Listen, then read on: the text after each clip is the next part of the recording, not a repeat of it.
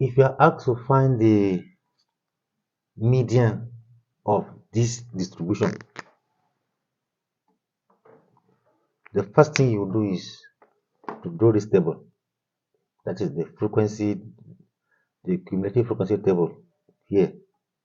You now find your n, then you solve.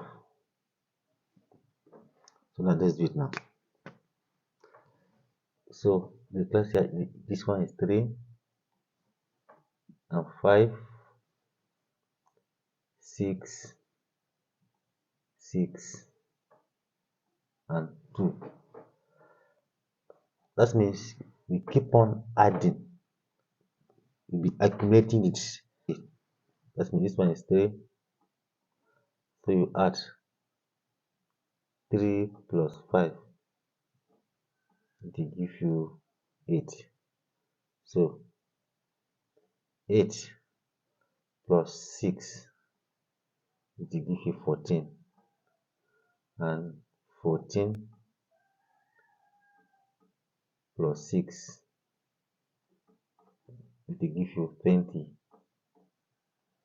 So 20 plus 2, it will give you 22. So your n, that's number of observation, is 22. That means, remember your formula, n over 2 will now be equals to 22 over 2, which is equals to 11. This one is a satellite. It will now show us where the median is.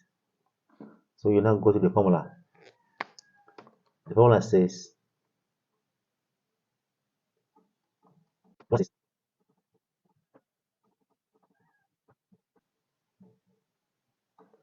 that is L, which is lower class boundary of the median class. I, the class size of the median class. C is equal to n over 2 minus cumulative frequency of the next lower class, and F subscript m is the frequency of the median class. Now, what is the median class now? This one is a satellite to show us. So from here, 11 should be here. Can you see it now? 11 should be inside 14, because if you come here, it's 8. 11 should be here.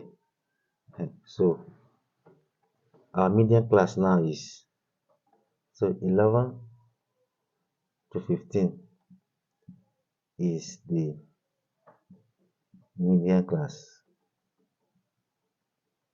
That means the median is the house that keeps median. Okay, so median equals to L, the lower class boundary of the median class. That is 11 plus I, the class size, that is 15 minus 11, which is 4. That's 4. That means C. C is equal to n over 2, which is 11 minus cumulative frequency of the next lower class. That means the class lower than it. That means we keep on adding, which is 8 over frequency of the median class. What the median class is? The frequency is 6. Yeah, so you keep on solving now, which will be equals to 11 plus 2 equals to 13.